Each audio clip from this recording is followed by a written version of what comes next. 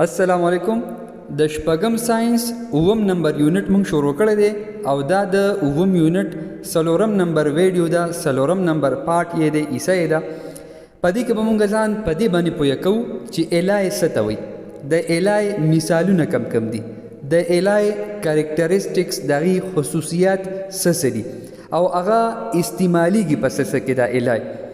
نو دا لیکچر په توجه سره او تر اخره پورې ګوره چې هر قسمه کوېسچن، هر قسمه ایم سی کیوز په دې باندې راځي چې هغه ته په اسانه باندې بیا د هغې جواب ورکولی شي او هغه حل کولی شي.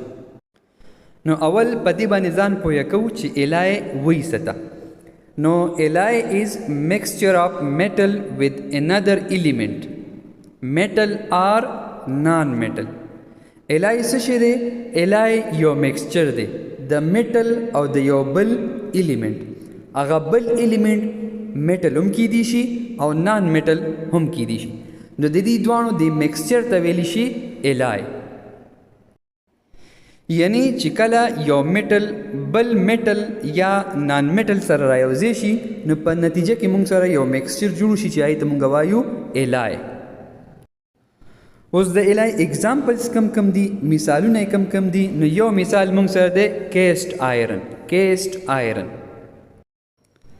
دا کیسټ آیرن د آیرن او د کاربن میکسچر دی. نو په دې کې دا آیرن میټل دی او دا کاربن پکې نان میټل دی. نو یو میټل او د نان میټل کمبینیشن نه رايوځي کېدو نه یو میکسچر جوړ شوی دی چې هغې ته موږ وایو کیسټ آیرن او دا یو الای ده.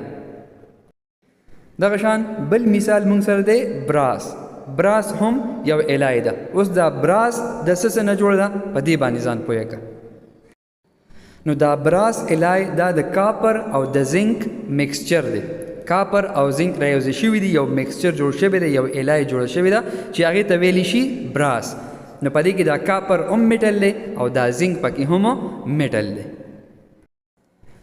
اوس په دې الای کې چې کوم میټل استعمال شوي هغې ته مونږ مین میټل وایو یا ورته بیس میټل وایو. ټیک ده، مین میټل یا بیس میټل. دې باندې اکثر ایم سی کیوز راځي چې دا ورته یاد وي. بله خبره ورسره دا یاد ساته چې کم مین میټلی یا کم بیس میټلی نو هغه به په لارج کوانټیټي کې، په زیات مقدار کې وي. په الای کې به دا بیس میټل یا دا مین چې کوم میټلی دا داتي دا به په لارج کوانټیټي کې، په زیات مقدار کې وي. او ورسره بل چې کوم میټل رايوځي شوي یا نان میټل رايوځي شوي نو دې ته ویلی شي الایینګ ایجنټ. الایینګ ایجنټ دا چې کوم الایینګ ایجنټ دی دا به په سمالر کوانټیټي کې، دا به په کم مقدار کې. اوس په دې باندې ځان پوه کوو چې کریکټریسټکس اف الایز کم دي، د الایز خصوصیات کم دي. دا الای مونږه جوړو ولې، دا دومره خواري او کړاو پې کوو ولې، دا یې کریکټریسټکس څه دي نو هغې باندې ځان پوه کړه. نو لومبنی کریکټریسټک یې دی سټرانګر اینډ هارډر دین پیور میټل. چې کوم الای یي که نه نو دا د خالص میټل نه د هغې نه مضبوط ومي او کلک ومي، سټرانګ ومي او هارډر ومي، سټرانګر ومي او هارډر ومي، مضبوط ومي او سخت ومي. نو په دې وجه دې سره مونږ دا مکسینګ کوو د بل میټل یا د بل نان میټل. نو په دې وجه باندې دا د دې لومبني او بنیادي کریکټریسټک دی سټرانګر اینډ هارډر دین پیور میټلز. دویم دی کوروژن ریزسټنٹ. دا خرابیږي نه، دې ته زنګ وغیره نه لګي.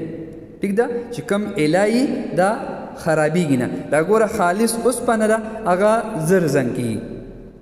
که هغې نه مونږ یو الای جوړه کړو، سټیل تی جوړ کړو وغیره نو بیا هغې ته زنګ په ګرانه باندې لګي. هغه کوروژن ریزسټنټ دي. انوایرمنټ، ماحول هغه په اسانه باندې خرابولی نشي، هغې ته نقصان ورکولی نشي. نو دویم کریکټریسټک یې دا دی. دریم کریکټریسټک یې څه دی؟ لوور کنډکټیویټي. چې د دې کنډکټیویټي هغه څه شي؟ لو شي، راکمه شي. او د الای دا کنډکټیویټي کمه ځکه ده د خالص میټل نه، د پیور میټل نه چې په دې کې مکسینګ شوی دی. چې په دې کې مکسینګ شوی دی نو د الکترانو هغه فلو ته چې کوم دی لږ ریزسټنس، لږ مزاحمت میلاویږي نو د دې کنډکټیویټي د خالص میټل په مقابله کې راکمه شي. نو په دې وجه لوور کنډکټیویټي ایز کمپیر ټو پیور میټل. ورپسې دی یوزز آف الایز، یعنی دا الایز مونږه استعمالو څه کې، د دې استعمالات څه دي. ورپسې وایو یوزز آف الایز چې الایز په څه کې استعمالیږي. نو لومبني یوز یې دی آرنمنټس، دا چې کوم دی په زیوراتو وغیره کې دا استعمالیږي. په یوټینسلس کې چې کوم لوښي وغیرہ د کور لوښي یا مختلف قسمه د لیبارټرۍ چې کوم لوښي هغې کې دا استعمالیږي. سرجیکل انسټرومنټس د اپریشن چې کوم په کوم سامان باندې چې اپریشن کیږي هغه سامان کې دا الای استعمالیږي. ایئر کرافټس کې استعمالیږي، آټو موبایلز ګاډو وغیرہ کې دا استعمالیږي. نو دا ټول د الای یوزز دي، استعمالات دي. امید لرم چې انشاءالله په نننی ټاپک به 100% پوه شوي چې الای څه ته وایي، کیسټ آیرن کومه الای ده او براس کومه الای ده. د دې نه علاوه مین میټل او بیس میټل کم یو وي په الای کې، او الاین ایجنټ کم یو وي، او په دې دواړو کې کم یو په زیات مقدار کې استعمالیږي او کم یو په لږ مقدار کې استعمالیږي په الای کې. د دې نه بعد چې کوم دی د الای کریکټریسټکس د وپېژندل او ورپسې د هغې یوزز. نو انشاءالله ډېر ژر به ملاقات کیږي په یو نوي ټاپک سره. خوشحاله او آباد اوسئ. د لوی الله په امان.